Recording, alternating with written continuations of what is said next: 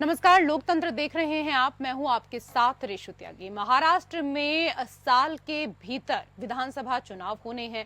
लोकसभा चुनाव में शानदार प्रदर्शन के बाद महाविकास अघाड़ी के हौसले बुलंद हैं। वहीं एनडीए में हार के बाद से पाला बदलने की खबरें सुर्खियों में हैं। हर बयान, हर मुलाकात महाराष्ट्र की सियासत को गरमा दे रहे हैं। अब सोमवार को एनसीपी अजीत पवार गुट के नेता और शिंदे सरकार में मंत्री छगन भुजबल अचानक शरद पवार से मिलने के लिए पहुंच गए। इस मुलाकात ने महाराष्ट्र के सियासी गलियारों में अटकलों के बाजार को गर्म कर दिया है। शरद पवार से भुजबल की अचानक इस मुलाकात के बाद उनके पाला बदल के कयास तेज हो चले हैं। ये मुलाकात ऐसे वक्त पर हुई है जब एक दिन पहले ही छगन भुजबल ने शरद पवार पर जोरदार हमला किया था। उन्होंने आरोप लगाया था कि महाराष्ट्र में जिस तरह मराठा आरक्षण पर लोगों को भड़काया जा रहा है, उसके पीछे शरद पवार ही हैं। और अब आज वो उनसे मिलने उनके घर सिल्वर ओक पहुंच गए। आखिर 24 घंटे में ऐसा क्या हुआ कि भुजबल इस मामले में सहयोग की अपील करते हुए शरद पवार के घर जा पहुंचे, वो भी बिना अपॉइंटमेंट लिए। अगर शरद पवार से भुजबल की मुलाकात की वजह मराठा आरक्षण का मुद्दा ही था, तो ऐसे में सवाल उठता है कि क्या भुजबल मुलाकात के लिए इंतजार नहीं कर सकते थे। इस बीच महाराष्ट्र विधानसभा चुनावों में से पहले ताजा सर्वे में सत्तारूढ़ महायुति को बड़ा झटका लगा है। सर्वे के मुताबिक विधानसभा चुनाव में महाविकास अघाड़ी को महायुति से बड़ी बढ़त मिल रही है।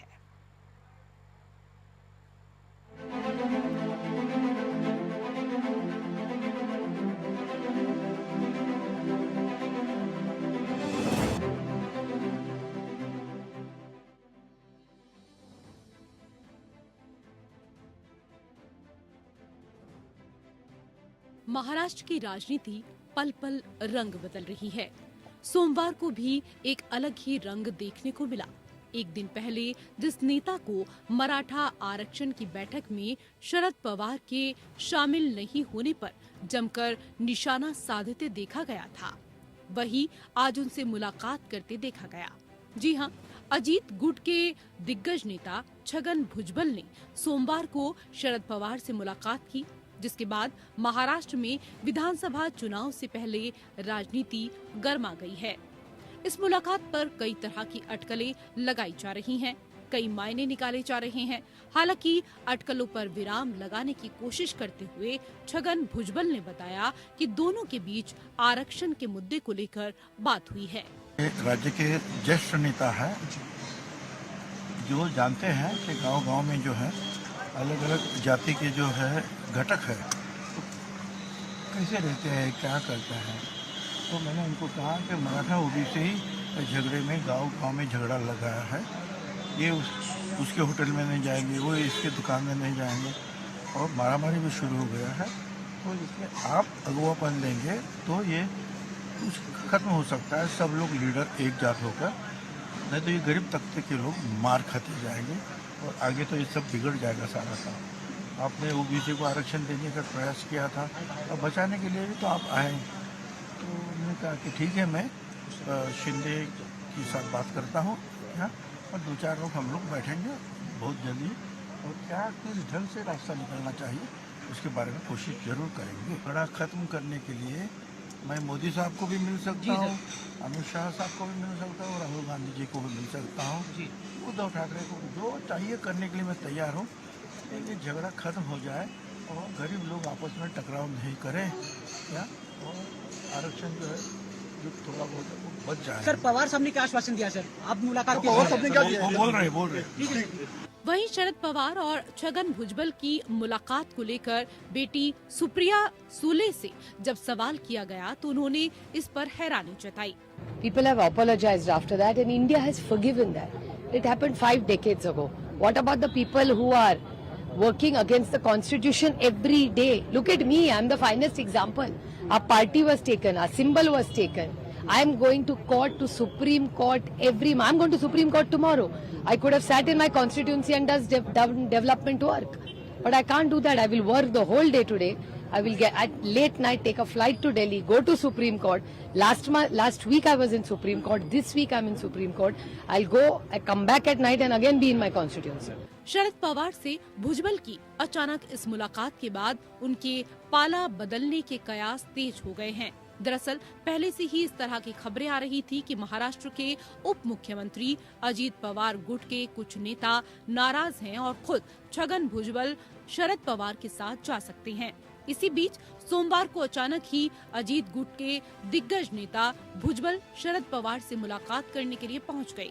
ये मुलाकात ऐसे वक्त पर हुई है जब एक दिन पहले ही छगन भुजबल ने शरद पवार पर जोरदार हमला किया था। उन्होंने आरोप लगाया था कि महाराष्ट्र में जिस तरह मराठा आरक्षण पर लोगों को भड़काया जा रहा है उसके पीछे शरद पवार ही हैं और अब आज वो उनसे मिलने उनके घर सिल्वर ओक पहुंच गए। आखिर 24 घंटे में ऐसा क्या हुआ कि भुजबल इस मामले में सहयोग की अपील करते हुए शरद पवार के घर जा पहुंचे, वो भी बिना अपॉइंटमेंट के। अगर शरद पवार से भुजबल की मुलाकात की वजह मराठा आरक्षण का मुद्दा ही था तो ऐसे में सवाल ये उठता है कि क्या भुजबल मुलाकात के लिए इंतजार नहीं कर सकते थे। दरअसल बताया जा रहा है कि भुजबल को लग रहा है कि पार्टी में उनकी बात नहीं सुनी जा रही है। भुजबल भले ही अजीत पवार की पार्टी के साथ हैं, लेकिन पार्टी के भीतर राजनीतिक रूप से अलग थलग हैं। हालांकि अटकलों के बीच अजीत पवार ने साफ कर दिया है कि कोई भी कहीं नहीं जाएगा। उन्होंने ये भी स्पष्ट किया कि लोकसभा चुनाव के बाद सभी विधायकों की बैठक कर आगामी विधानसभा चुनाव की तैयारी शुरू कर दी गई है। शरद चंद्र पवार की पार्टी एनसीपी की ओर से विधायकों की वापसी को लेकर लगातार चर्चा हो रही है। दिलचस्प बात ये है कि ये दावा एनसीपी के विधायक रोहित पवार ने भी किया था। इस पर अजीत पवार ने कड़ी प्रतिक्रिया दी। अजीत पवार ने अपने विधायकों को एक तरह से चेतावनी देते हुए कहा कि भले ही मौजूदा विधायक हट जाएं, हम नए लोगों को मौका देंगे। एनसीपी के पास फिलहाल कई नए उम्मीदवार हैं। इस बीच एनसीपी आगामी विधानसभा चुनाव के लिए 288 सीटों पर सर्वे करने जा रही है। 2019 के चुनाव में एनसीपी ने 54 सीटें जीती थी और अब वो उन सभी सीटों पर दावा करेंगे। इसके साथ ही अन्य सीटों की भी समीक्षा की जाएगी। एनसीपी नेता प्रफुल्ल पटेल ने कहा कि इन सीटों में नवाब मलिक भी शामिल होंगे। प्रफुल्ल पटेल ने ये भी कहा है कि सर्वे में जिन 288 सीटों पर हमारे उम्मीदवार आगे हैं, उन सीटों पर एनसीपी दावा करेगी। लेकिन ये भी सच है कि लोकसभा में करारी हार के बाद एनसीपी की सियासी दिक्कतें बढ़ गई हैं। एक ओर जहां उसके अपने नेताओं को शरद पवार खेमे में जाने से रोकने की चुनौती है, वहीं विधानसभा चुनाव में बेहतर प्रदर्शन कर खुद को महाराष्ट्र की राजनीति में शरद पवार से आगे रखने की अग्नि परीक्षा है।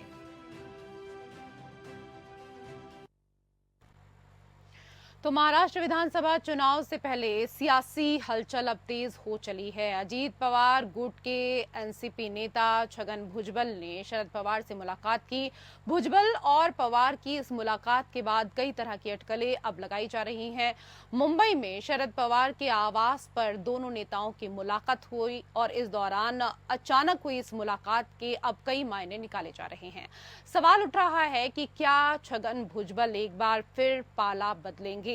इसी को लेकर लोकतंत्र में हम करेंगे चर्चा। कई विशेष अतिथि पैनल में हमारे साथ जुड़ चुके हैं, उनका परिचय आपके साथ करा देते हैं। हमारे साथ बीजेपी के नेता संदीप दुबे जुड़ चुके हैं, स्वागत आपका संदीप जी। हमारे साथ महेश चौहान जी जुड़ चुके हैं एनसीपी शरद पवार गुट से, स्वागत है आपका भी। और हमारे साथ एनसीपी अजीत पवार गुट से मुकलेश शेख जी जुड़ चुके हैं, आपका भी बहुत बहुत स्वागत है। और इस डिबेट में अब से थोड़ी देर बाद हमारे साथ हमारे रेजिडेंट एडिटर राजीव रंजन जी भी चर्चा के लिए जुड़ेंगे। मुकलेश जी, क्योंकि रविवार को एनसीपी नेता छगन भुजबल ने शरद पवार पर जोरदार हमला बोला था। उन्होंने शरद पवार पर मराठा आरक्षण को लेकर लोगों को भड़काने का आरोप लगाया था। भुजबल ने कहा था कि महाराष्ट्र में मराठा आरक्षण को लेकर जिस तरीके से लोगों को भड़काया जा रहा है उसके पीछे शरद पवार हैं। सर, एक दिन पहले शरद पवार पर आरोप, फिर अचानक शरद पवार के घर छगन भुजबल उनसे मुलाकात करने के लिए पहुंच जाते हैं, उनसे मिलने के लिए घंटों इंतजार करते हैं। छगन भुजबल ने अब कहा है कि शरद पवार के साथ उन्होंने आरक्षण के मुद्दे पर बातचीत की है। सर, अगर आरक्षण के मुद्दे पर चर्चा करनी थी, बात करनी थी, तो उससे पहले सार्वजनिक रूप से निंदा करने का क्या अर्थ था, वो समझा दीजिए जरा। देखिए, आपने सवाल अच्छा पूछा है रेगी जी। सवाल, मेरी आवाज आप तक पहुंच जी, मिल रही है आपकी आवाज। देखिए, मनोज जरांगे जो अभी आंदोलन का इशारा दिया है और काफी दिन से जो ये सब चर्चा चल रहा है ओवैसी का और छगन भुजबल साहब, इसके बारे में सारे चीजों में दोनों तरफ से जो है एक शांति जो है वो महाराष्ट्र के जो है कहीं ना कहीं वो एक ठीक नहीं चल रहा है वातावरण, जो शांति यानी जिसको बोलता है सुकून जो है उसकी दोनों की लड़ाई में सुकून छीन लिया गया।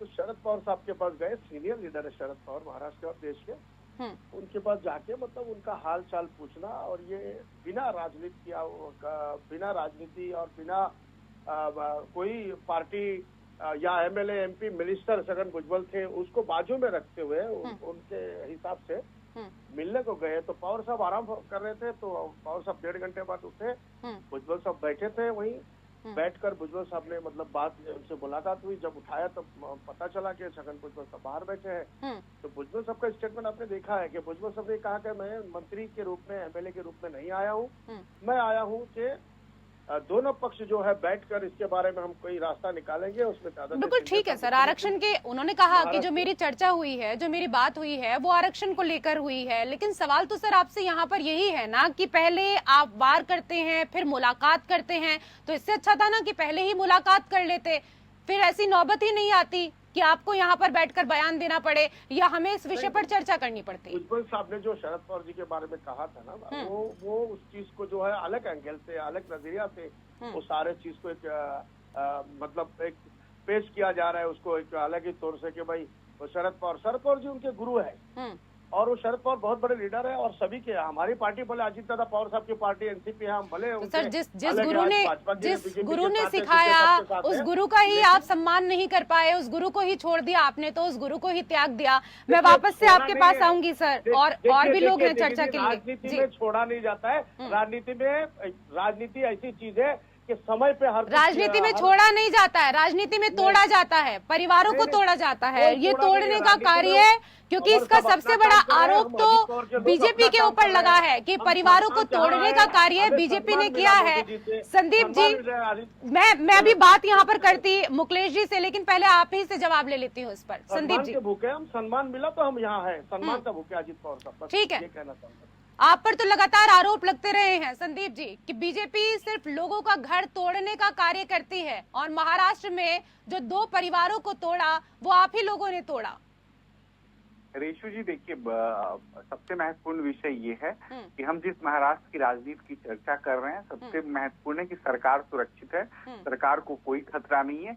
बनस्पत आप किसी भी व्यक्ति को कहीं भी मिलने से नहीं रोक सकते, सबको आजादी है, संविधान ने आजादी दे रखी है, स्वतंत्रता दे रखी है, और स्वतंत्रता के अनुरूप कोई भी व्यक्ति एक दूसरे से विचार अपना रख सकता है, अपनी बातें कह सकता है, मिल सकता है। तो कोई भी सरकार किसी भी व्यक्ति को कहीं भी मिलने और जुलने से नहीं रोक सकती। दूसरा जो महत्वपूर्ण विषय वो ये है कि आज जो हम कयास लगा रहे हैं, इस कयास का कोई भी आधार नहीं है, क्योंकि ये कयास कोई राजनीतिक, इसमें न कोई षड्यंत्र हो रहा है और ना ही कोई राजनीतिक विषय है जिस विषय पे हम लोग बहुत महत्वपूर्ण मान के उस पर चर्चा करें। लेकिन एक बात जरूर है रेशु जी कि जब ये कहीं आग, कहीं धुएं वाली बात होती है, तभी मीडिया इस विषय पे चर्चा करती है। तो इसको सहज स्वीकार करना पड़ेगा कि मिलना जुलना तक ही सीमित ये बातें हैं, बाकी इसका राजनीतिक दृष्टिकोण से कोई महत्व नहीं। ठीक है, जो बातें यहाँ पर कह रहे हैं संदीप दुबे जी, इन पर जवाब दीजिएगा ही। माफी चाहूंगी महेश चौहान जी, इसके साथ ही अभी मुकलेश जी को भी आपने सुना, और शरद पवार से छगन भुजबल की मुलाकात के बाद अब भले ही ये लोग इस बात को स्वीकार करें या ना करें, लेकिन इस बात की चर्चा तेजी से चल रही है कि भुजबल पार्टी छोड़कर शरद पवार के खेमे में फिर से आ सकते हैं, क्योंकि अब देखिए विधानसभा के चुनाव भी होने हैं। लेकिन अगर भविष्य में सर इस तरह की कोई संभावना बनती है तो क्या उतने ही खुले मन से उनका स्वागत किया जाएगा जितना जितना आपकी पार्टी में पहले उनको स्थान दिया गया था? ऋषि जी देखिए, पहली बात तो छगन भुजबल जी ने खुद ने आज पत्रकार परिषद लेकर उसमें उन्होंने स्टेटमेंट दिया है। उनकी मुलाकात जो आज थी शरद पवार साहब से, वो महाराष्ट्र में जो रिजर्वेशन के बारे में प्रॉब्लम शुरू है उस बारे में थी। अभी देखिए, मनोज जरांगे जी है जो मराठा रिजर्वेशन के लिए आंदोलन कर रहे हैं, छगन भुजबल जी है और उनके साथ कई और नेता है, वो ओबीसी के आरक्षण को ठेस ना पहुंचे इसके लिए वो लोग प्रयत्नशील है। तो ये दोनों में आपने देखा होगा, मनोज जरांगे और छगन भुजबल जी एक दूसरे पर बहुत सारे आरोप कर रहे हैं। इसमें दो समाज में तनाव ना निर्माण हुए, इसलिए छगन भुजबल साहब ने एक वरिष्ठ नेता के रूप में, कि जिसकी महाराष्ट्र में लोग सुनते हैं, ऐसे नेता जो शरद पवार जी है उनके पास जाकर उस पर कुछ सोल्यूशन देने के लिए, और उन्होंने इसमें ध्यान देने की जरूरत है, ऐसे करके उनसे आज मुलाकात की। छगन भुजबल साहब ने ये भी कहा कि अभी थोड़ी दिनों पहले महाराष्ट्र सरकार ने ऑल पार्टी मीटिंग बुलाई थी, उसमें उन्होंने कांग्रेस और राष्ट्रवादी कांग्रेस पार्टी शरद चंद्र जी पवार और उनके लोगों को बुलाया था, तो वो नहीं जा पाए थे क्योंकि शरद पवार जी ने आज साफ कर दिया क्यों नहीं गए थे, क्योंकि उन्हें पता नहीं था कि एकनाथ शिंदे जी की मनोज जरांगे और ओबीसी के नेताओं के क्या बात हुई है और उन्होंने उनको क्या प्रोमिसेस दिए हुए। तो ये पहले जानकारी लेने के बाद ही वो इस पर अपना स्टेटमेंट देंगे, ये पहली बात। अब दूसरी बात जो अटकलें अभी पैदा हो रही है कि छगन भुजबल जी शायद पार्टी चेंज करके वापस हमारे खेमे में आना चाहते हैं, तो उस पर देखिए, शरद पवार जी बहुत बड़े नेता है, हमारी जो पार्टी है वो पार्टी में से कोई लोग अलग होकर दूसरे तरफ गए, उन्होंने बीजेपी के साथ जाके सरकार में पार्टिसिपेशन किया, सरकार चला रहे, उन्होंने मंत्री पद भी उधर मिले। लेकिन छगन भुजबल जी अगर आना चाहते हैं तो वो हमारी लीडरशिप और हमारी पार्टी ये तय करेगी, जो पार्टी की लीडरशिप है, पार्टी के नेता है, वो लोग तय करेंगे उनको लेना है या नहीं लेना है। शरद पवार जी ने इसके ऊपर पिछले भी बहुत दिनों में बहुत सारे स्टेटमेंट दिए हैं कि जिसका हमारे पार्टी को कोई वापस आने से उसका हमारे पार्टी को कितना फायदा होता है और हमारे पार्टी को उन्होंने वहां जाकर कितना नुकसान पहुंचाया है, ये सब चीजें और हमारे पार्टी के कार्यकर्ता, पदाधिकारी, नेता, इनसे डिस्कस करके फिर डिसीजन लिया जाए। ठीक है, मतलब फायदा और नुकसान इसका आकलन पहले आप लोग करेंगे और उसके बाद अगर कोई आना चाहता है तो उसमें स्वागत रहेगा। मैं आ रही हूँ मुकलेश जी, आप ही के पास आ रही हूँ, क्योंकि देखिए छगन भुजबल अजीत पवार से नाराज हैं। कहा जा रहा है कि भुजबल नासिक सीट से लोकसभा चुनाव लड़ना चाहते थे, लेकिन लंबे समय तक जब उनके नाम का ऐलान नहीं हुआ तो उन्होंने खुद ही चुनाव लड़ने से इनकार कर दिया। इसके अलावा प्रफुल्ल पटेल के इस्तीफे से खाली हुई राज्यसभा सीट के लिए भी भुजबल खुद को दावेदार मान रहे थे,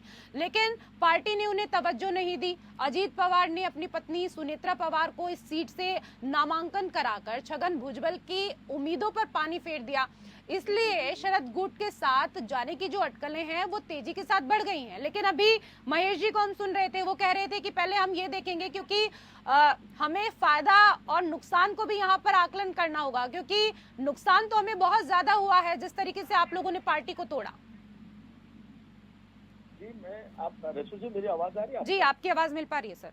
देखिए, ये जो है ना हवाई बातें हैं कि अजीत पवार साहब को छोड़ के छगन भुजबल अलग पार्टी में जा रहा है या शरद पवार साहब के पार्टी में जा रहा है, ये सब चीजें नहीं है।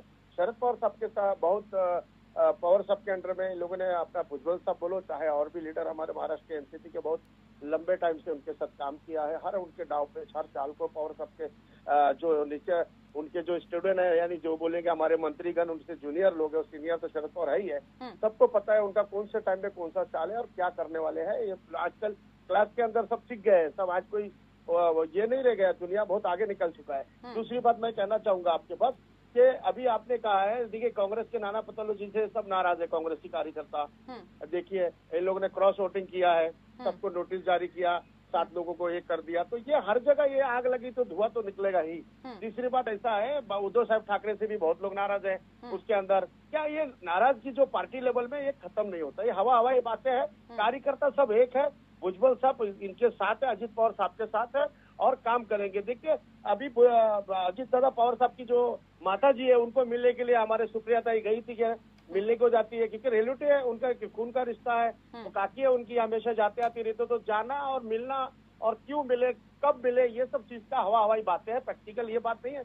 ये अजित पवार साहब के को छोड़ के, प्रफुल्ल भाई पटेल साहब को, तटकरे सबको छोड़ के, हमारे जैसे सारे जो कार्यकर्ता उनके सपोर्ट में आज है, इनको छोड़ के, महाराष्ट्र के लोगों को छोड़ के, जनता के कोई वापिस जाके आप उस शरद पवार साहब के साथ में जो है काम करेंगे, ऐसा मुझे नहीं लगता। ये हवाई बात है, ये बिल्कुल हम लेंगे, करेंगे। जब कोई आएगा तब लोगे ना, जब नहीं आएगा तो आप कैसे बोल सकते? जब आपके पास किसी ने प्रस्ताव डाला ठीक है महेश जी, वो कह रहे हैं कि जब कोई आएगा तब तो आप किसी को लेंगे ना। आप लोग तो लगातार इस बात को कह रहे हैं कि कई विधायक भी आप लोगों के संपर्क में हैं, लेकिन ये कह रहे हैं कि वापस कोई आना ही नहीं चाहता है। मैंने आपके चैनल में कहा था कि हमारे ये जो एमएलसी के चुनाव के अंदर हमारे टच में, अजित पवार के टच में, शिंदे साहब, देवेंद्र जी के टच में कांग्रेस के लोग हैं और रिकॉर्ड देख सकते हैं, लेकिन इन लोगों ने नहीं माना। लेकिन लास्ट में वही हुआ कि लोगों ने क्रॉस वोटिंग किया, आज नोटिस दे रहे हैं, वो पार्टी तोड़ रहे हैं उनका। अरे उनके घर में आग लगाए, वो अपना घर बचाए। कहाँ कौन जा रहा है किसके पास? कोई नहीं जा रहा है किसके पास, सब अपने अपनी जगह पे कार्यकर्ता के साथ है। अजित महेश जी जवाब दे दीजिए। ये कहना है, हमारी पार्टी एनसीपी है, हम हमेशा काम करते रहेंगे। ठीक है, जवाब दे दीजिए सर। देखिए, हमें किसी की जरूरत नहीं है। ये सारे लोग जाने के बाद भी इनको हम लोग ने लोकसभा चुनाव में बहुत बुरी तरह से हरा दिया। 10 में से 8 सीट हम लोग ने लोकसभा में चुन के लाए। उन्होंने 4 सीट खड़े किए थे एनसीपी अजित पवार गुट ने, उसमें से एक ही सीट, और वो भी पार्टी की वजह से नहीं, वो सुनील तटकरे अपने खुद की ताकत पे चुन के आया है। तो हमें किसी की जरूरत नहीं है विधानसभा चुनाव लड़ने के लिए। लेकिन अगर सुबह का बुला शाम को घर आ जाता है, और वो जैसे कि मैंने अभी कहा कि हम लोग आकलन करेंगे उन्होंने पार्टी को कितना नुकसान पहुंचा है, वो पार्टी के खिलाफ कितनी काम किए, या उनका आने से हमें क्या फायदा होगा, उनके आने से हमारे कार्यकर्ताओं को क्या लगेगा, ये सब चीजों का आकलन करके हम वो लोगों को लेंगे। पार्टी जब ये होता है, इलेक्शंस होते हैं, तो चुनाव में बहुत सारे लोग इधर उधर जाते हैं। कितने सारे, जैसे कि इन्होंने अभी कहा, कांग्रेस के शायद कोई लोग उनके साथ टच में रहेंगे, पता नहीं, शिवसेना के रहेंगे, हमारे रहेंगे, पता नहीं, लेकिन हमारे टच में भी अजित पवार ग्रुप के कोई लोग हैं, ऐसे हमारे सीनियर नेता कह रहे हैं, जैसे कि जयंत पाटिल साहब कह रहे हैं, शरद पवार साहब कह रहे हैं। अगर वो कह रहे तो होगा, उन्हें उनके लोग आएंगे नहीं आएंगे, हम लोग उनको लेंगे नहीं लेंगे, ये तो आगे वाला समय ही आपको बता देगा।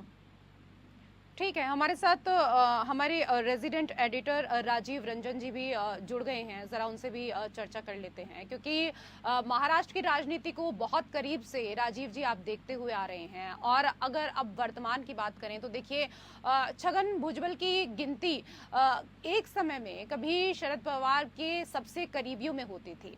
अजीत पवार की बगावत के बाद एनसीपी 2 धड़ों में बट गई और भुजबल भी बागियों के खेमे में शामिल हो गए। अब छगन भुजबल और कई विधायक विधानसभा से पहले घर वापसी कर सकते हैं, इस तरह के संकेत लगातार मिलते आ रहे हैं। इस पूरे जो सियासी घटनाक्रम महाराष्ट्र में चल रहा है, महाराष्ट्र की राजनीति को आप किस तरीके से देख रहे हैं? देखिए ऋषु, जिस तरीके से छगन भुजबल का बयान आना या शरद पवार की तरफ से एक मिलना, ये कई कारणों से देखा जाए तो कई अलग अलग मायनों में कुछ अलग अलग चीजों पर इशारा कर रहा है। छगन भुजबल का अजित पवार गुट के साथ आना और बीजेपी में सहयोग करके सत्ता में बनना, ये इसके पीछे के कारण अगर देखा जाए तो निश्चित तौर पर यह स्पष्ट हो पाएगा कि छगन भुजबल पर जिस तरह के आरोप लगे थे, छगन भुजबल एक तरह से देखा जाए तो छगन भुजबल का पॉलिटिकल करियर खत्म होता नजर आ रहा था, लेकिन छगन भुजबल एक बड़े ओबीसी नेता हैं और अजित पवार गुट में शामिल होकर उन्होंने जरूर बीजेपी के साथ सरकार में बनाने में मदद की। लेकिन अब ये दिख रहा है कि आगे का भविष्य क्या रहेगा। जिस तरीके से छगन भुजबल देख रहे हैं कि आने वाले दिनों में, या जो भी एनसीपी के लोग हैं जो कि शरद पवार गुट से बाहर निकले हैं, वो ये बात जरूर देख रहे हैं कि अजित पवार का स्ट्राइक रेट किस तरह से रहा, क्या अजित पवार को उतनी ही सीटें बीजेपी या जो गठबंधन में सीटें मिल पाएंगी क्या उन्हें फाइट करने के लिए, जो कि एनसीपी में रहते हुए कांग्रेस और एनसीपी का जो गठजोड़ था तो उसमें ज्यादा उनको सीटें मिल पा रही थी या ज्यादा जगह पर फाइट कर रहे थे। तो वो एक यही होता है कि लोग अपना अपना भविष्य देखते हैं कि आगे राजनीति में किस तरीके से वो अपनी पकड़ बना पाएंगे। निश्चित तौर पर जो लोग भी अजित पवार के साथ निकले हैं, उनके मन में एक शंका अभी तक बनी हुई है कि आने वाले दिनों में किस तरह से होगा, क्योंकि 3 पार्टियों के बीच में सीट बंटवारा हो गया, बाकी छोटी पार्टियां जो सहयोगी होंगी उसके साथ भी सीटों का बंटवारा होगा। तो उन सीट बंटवारों में कहीं उनके लिए जो उनका जो क्षेत्र है वो क्षेत्र किसी और के बंटवारे में चला जाए तो निश्चित तौर पर उन्हें या तो निर्दलीय फाइट करना पड़ेगा या मन महसूस करके रह जाना पड़ेगा, लेकिन वो अपना एक सुखद भविष्य यानी एक सुनिश्चित भविष्य देख रहे हैं। तो अगर मान लीजिए वो सीट गठबंधन में चली जाती है तो शरद पवार के गुट के साथ वहां वो फाइट कर सकते हैं, उनके साथ जाके वहां वो कर सकते हैं। तो इसी तरह की बातें अभी चल रही है, क्योंकि सीट बंटवारा भी एक बड़ी चिंता का विषय है कि कौन सा सीट किस हिसाब से जाएगा। और हर दल, ये निश्चित हर दल के नेता जो हैं, जो अलग अलग दलों से छोड़कर आए हैं, वो अपने आप को सुनिश्चित चाहते हैं और ये भी चाहते हैं कि आने वाले दिनों में जिसका स्ट्राइक रेट, क्योंकि पार्टियों के आधार पर या पार्टियों पे जो वोट मिलते हैं तो वो यही देख रहे हैं कि आखिर जनता किस पार्टी को ज्यादा वोट दे रही है या किस पार्टी पर अपना विश्वास जता रही है। और लोकसभा चुनाव में जरूर देखा गया है कि शरद पवार की पार्टी को यानी एनसीपी जो शरद पवार गुट है उसे लोगों ने सराहा है, लोगों ने अपना विश्वास दिया है। तो यही बात देखी जा रही है कि कई लोग जो उधर जाके मिलते हैं, कई लोग जाके अपना अलग अलग तरह के बयान देते हैं, क्योंकि छगन भुजबल का जो बयान आया, छगन भुजबल जो मिलने गए वो एक दिन पहले वो शरद पवार को मराठा आरक्षण पर घेरने की बात कर रहे थे। बारामती में जो उन्होंने रैली किया था वहां उन्होंने इस तरह के बयान दिए थे कि जो सर्वदलीय गठबंधन बनाया, सर्वदलीय जो मीटिंग बुलाई गई थी उसमें शरद पवार नहीं आए। निश्चित तौर पर मराठा आरक्षण को लेकर या ओबीसी के कोटे से ही मराठा आरक्षण दिया जाए, इस बात को लेकर वो अपनी बात को कहना चाहते थे। तो ये निश्चित तौर पर अपनी बातों को देखते हुए छगन भुजबल कुछ अलग रुख अपना सकते हैं या और भी कहा जाए अलग रुख अपना सकते हैं, क्योंकि देखिए जो बात अभी आप यहाँ पर कह रहे थे, अब देखिए पहले बार और उसके बाद फिर मुलाकात, क्योंकि इसके कहीं ना कहीं कुछ ना कुछ मायने तो निकाले ही जाएंगे। और वैसे भी देखिए कि एक दिन पहले वो शरद पवार पर वार करते हैं, उनके लिए भला बुरा बोलते हैं, आरक्षण के मुद्दे पर उनको घेरते हैं और अगले ही दिन आरक्षण के मुद्दे पर वो उनसे चर्चा करने के लिए चले जाते हैं। वैसे भी देखिए महाराष्ट्र में मराठा आरक्षण का मुद्दा महायुति सरकार के लिए मुसीबत का सबब बना हुआ है सर। और मराठा आरक्षण की मांग कर रहे मराठा नेता मनोज जरांगे एक बार फिर आप जानते ही हैं कि 20 जुलाई से अनिश्चितकालीन अनशन करने जा रहे हैं और उनकी मांग है कि मराठा आरक्षण के तहत सभी कुनबियों मतलब कृषकों को ओबीसी का प्रमाण पत्र दिया जाए। लेकिन इसे लेकर ओबीसी वर्ग के नेता विरोध जता रहे हैं और छगन भुजबल महाराष्ट्र में ओबीसी वर्ग के बड़े नेता माने जाते हैं। ऐसे में इस पूरे विवाद से उनकी छवि को कहीं ना कहीं एक बड़ा धक्का लग सकता है और चुनाव में उन्हें इसका खामियाजा भुगतना पड़ सकता है। क्या एक ये भी कारण हो सकता है कि अपनी छवि को बचाने के लिए भुजबल शरद से हाथ मिला सकते हैं? देखिए मैंने जो बताया कि जो ओबीसी के बड़े नेता के तौर पर ये छगन भुजबल हैं, शिवसेना में भी थे तो ओबीसी के बड़े नेता के तौर पर जाने जाते थे। एनसीपी में भी आए तो वही उनका वर्चस्व था, वही उनकी एक यूएसपी कही जाए कि ओबीसी के बड़े नेता के तौर पर हैं और ओबीसी के वोट बैंक उनके इशारे पर एक तरफ से दूसरे तरफ से वो डाइवर्ट होते थे। ये बात तो है।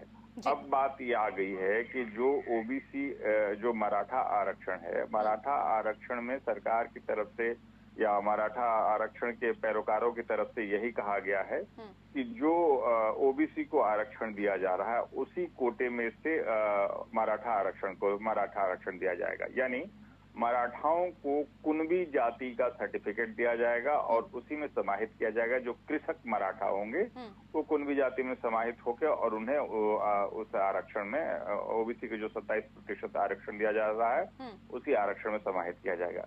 यानी जाहिर है कि जो ओबीसी का आरक्षण का कोटा है वो कट जाएगा।